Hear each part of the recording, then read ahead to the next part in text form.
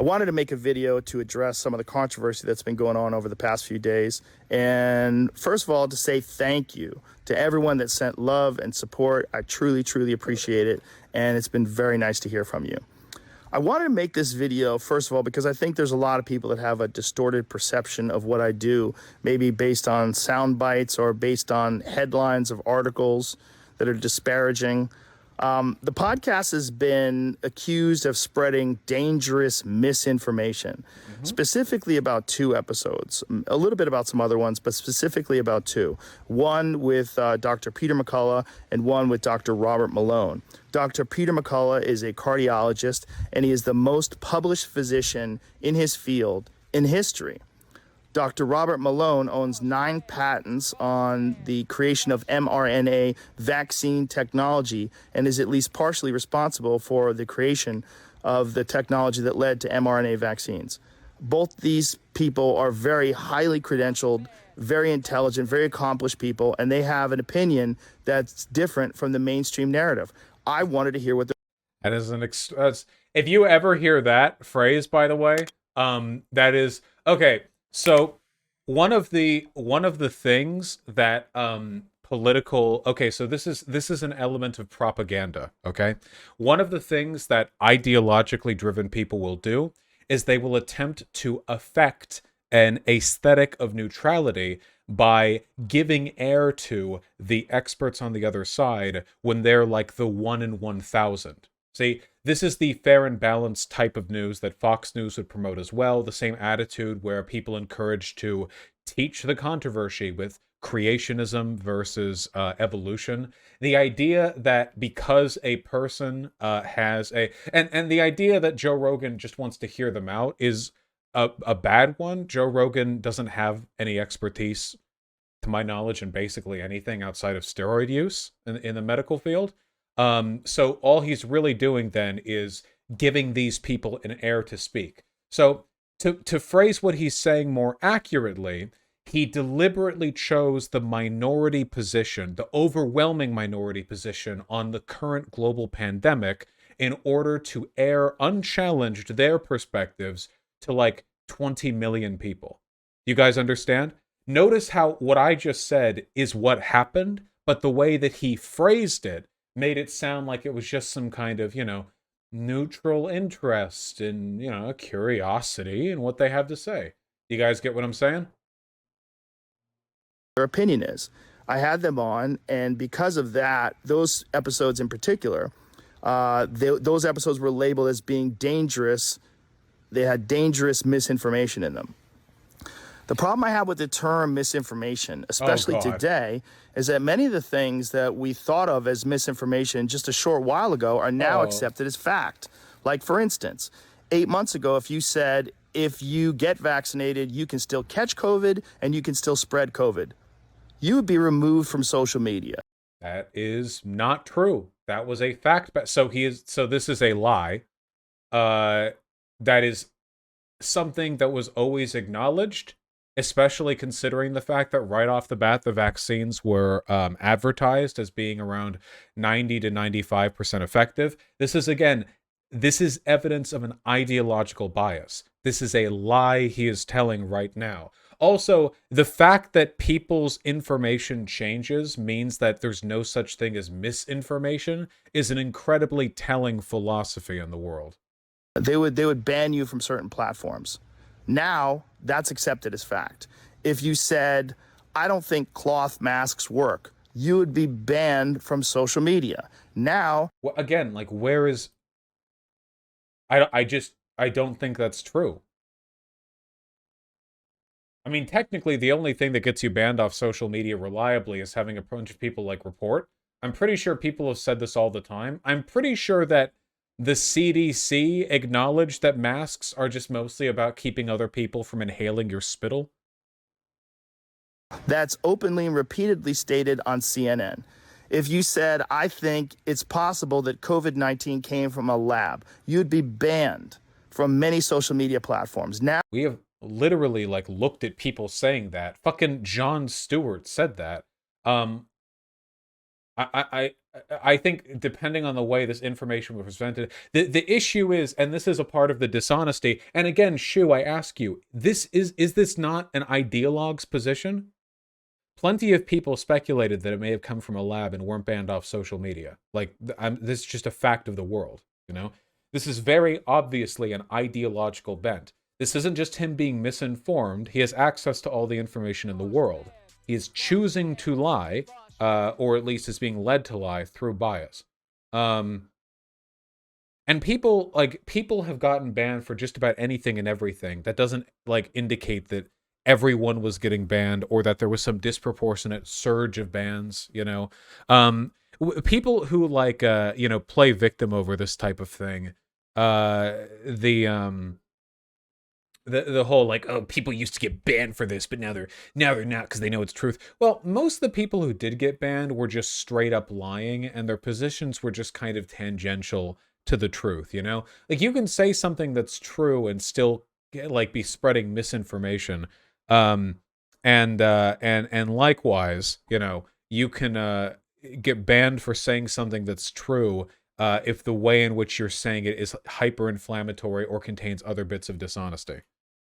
Like, you can say a thing that's true, but then also say a lie and then get banned for it and say that the thing you said which was true is why you got banned. Now, that's on the cover of Newsweek. All of those theories that at one point in time were banned were openly discussed by those two men that I had on my podcast that have been accused of dangerous misinformation. I do not know if they're right. I don't know, because I'm not a doctor, I'm not a scientist.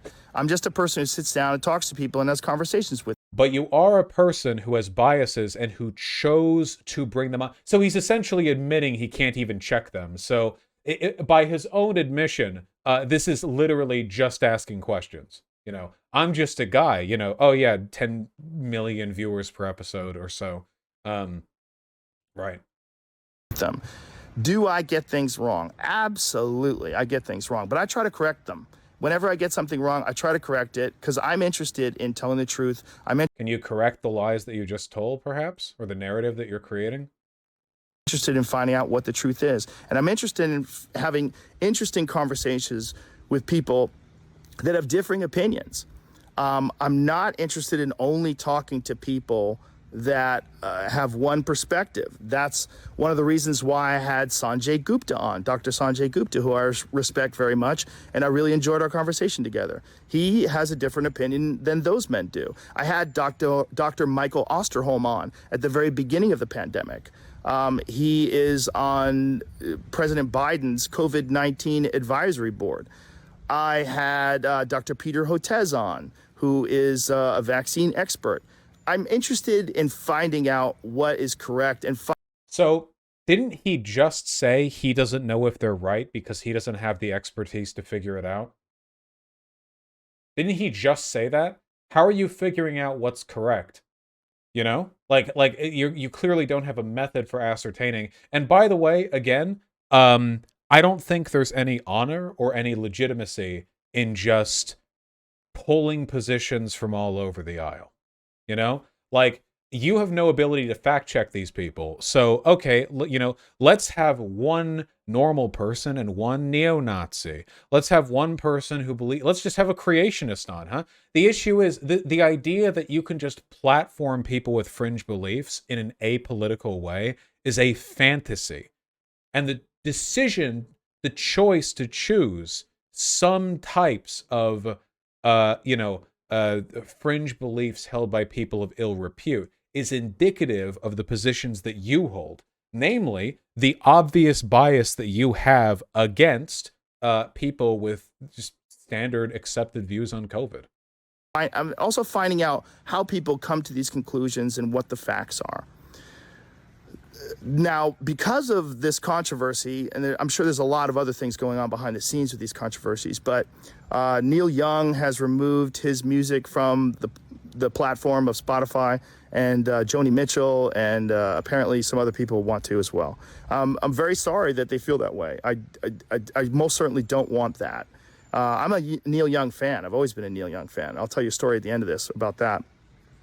One of the things that Spotify wants to do that I agree with is that at the beginning of these controversial podcasts, like specifically ones about COVID, is to put a disclaimer and say that you should speak with your physician and that these people and the opinions that they express are contrary to the opinions of the consensus of experts, which I think is very important.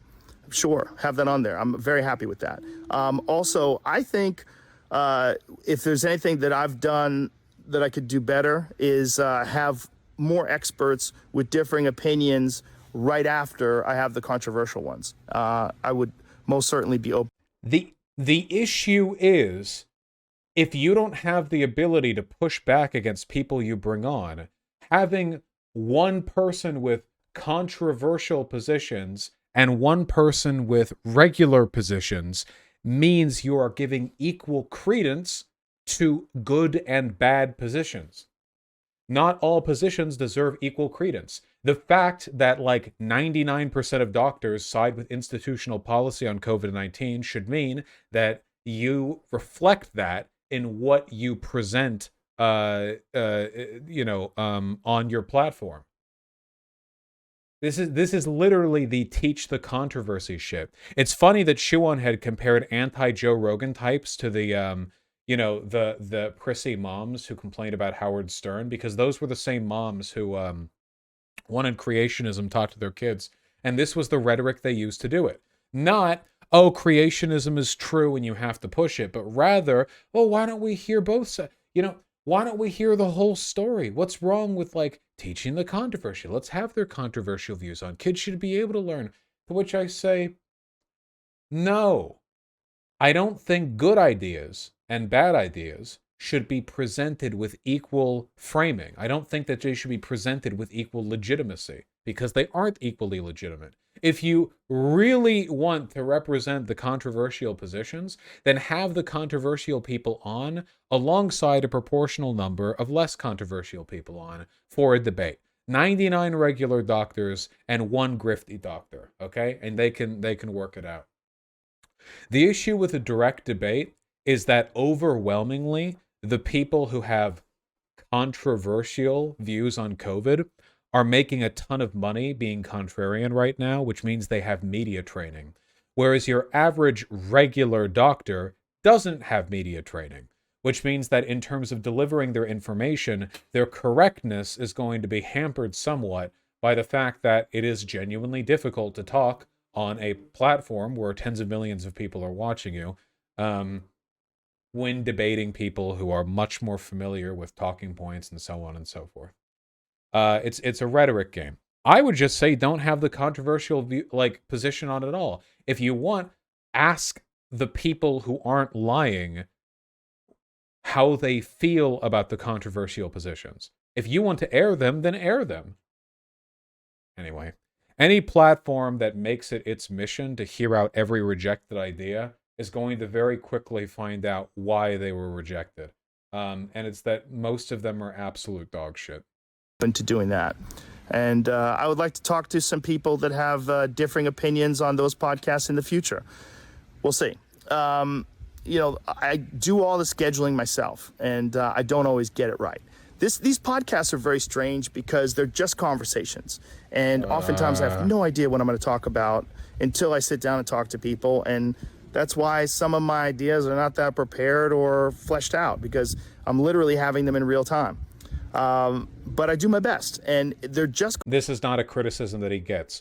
Being down to earth and not having a script is not the criticism that he is receiving, but by pretending that it is, by apologizing for this, he's giving his followers the impression that he's having to apologize for being down to earth. This is a way of deflecting the actual criticism that he's receiving, and making people watching who are less differentiated, assume that, his this sort of laid back approach is what's on trial here. Conversations, and I think that's also the appeal of the show. It's one of the things that makes it interesting. So I want to thank Spotify for being so supportive during this time, and I'm very sorry that this is happening to them and that they're taking so much heat from it. And so now the Neil Young story. When I first of all, I'm not mad at Neil Young. I'm a huge Neil Young fan. I've always been a Neil Young fan. When I was 19, I was a security guard at a place called Great Woods in Mansfield, Massachusetts. It's an outdoor concert amphitheater, and Neil Young was playing there. And that was the last day I worked there. I quit during the Neil Young concert. The job was kind of crazy because there was a lot of times it was fights broke out and stuff, and I think I probably got like $15 an hour, and I was not about to get beat up for $15 an hour. So I would bring a hoodie with me whenever I worked. So in case the shit hit the fan and it got too crazy, I would just put my hoodie on and leave and cover my security outfit, my security shirt. So one day during a Neil Young concert, there's the amphitheater, the way it's set up is there's a covered area outside that has seats, and then there's a lawn area behind it. We're supposed to go get in the free. I make sure that I've researched these topics that's important, and do my best to make sure that I've researched these topics, the controversial ones in particular, and have all the pertinent facts at hand before I discuss them. Again, I'm not trying to promote misinformation. I'm not trying to be controversial. I've never tried. Wait, you literally said wait, you just said a minute ago in this video that the controversy is part of what makes the show appealing, and that you deliberately look for people with controversial positions to bring up. Okay. Do anything with this podcast other than just talk to people and have interesting conversations. I didn't plan it. I can't believe it's as successful as it is.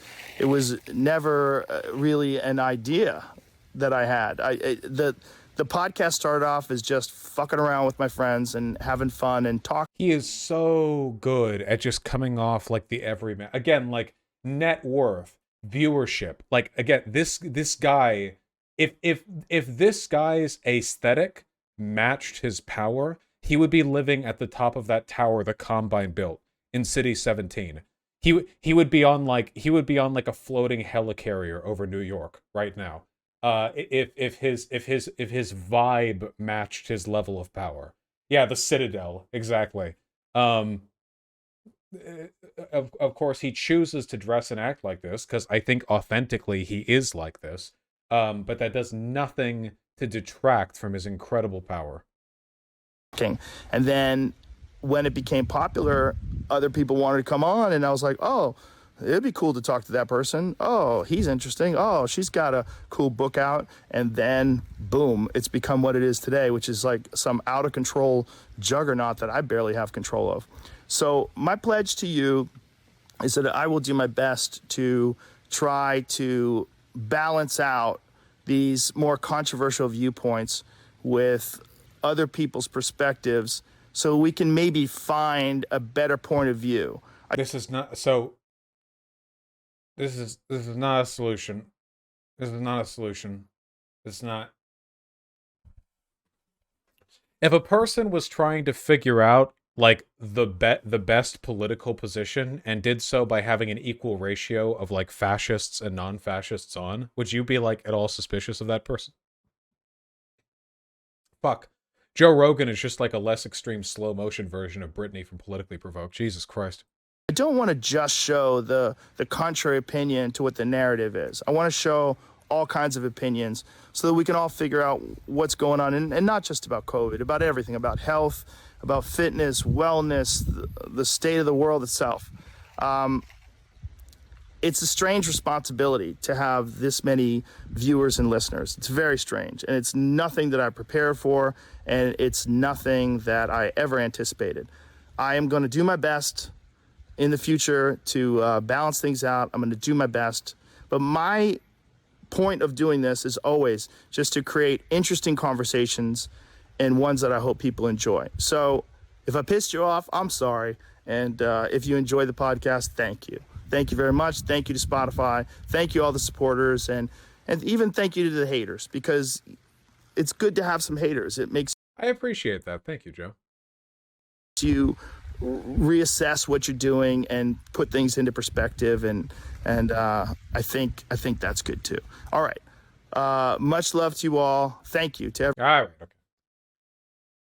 He does come off as a very likable guy, doesn't he? He is far, far, far more difficult to hate just on an aesthetic level than any of the conservative grifters who do 1,000th the damage that he does. Um. Anyway, just to shelter myself against the wave of criticism I know I'm going to get, I have absolutely no doubt that some people were banned for doing some things that Joe Rogan was talking about earlier. But Joe Rogan was talking at the beginning of this video as though like it was just across the board, everyone was getting struck down for saying maybe it came from a lab leak, maybe masks aren't fully effective. I think they were always saying that. You can still get COVID if you're vaccinated. You can still, like, there were people saying this the entire goddamn time, not getting banned, and it wasn't a fluke either. The people who got banned for vaccine or COVID disinformation were almost always people who were loudly and explicitly lying about very obvious stuff. And sometimes in their screed, they would occasionally say things approximately true. But just the simple statement, masks don't keep you from getting COVID. That wasn't, it wasn't. He's constructing a narrative, one in which, the misinformation that he has in his podcast is actually true stuff because he's made up instances of people like coming around to believing things that they used to call misinformation in the past. A narrative which would have been more convincing if he could think of like actual instances where people changed their mind on stuff instead of like made up Twitter crackdowns.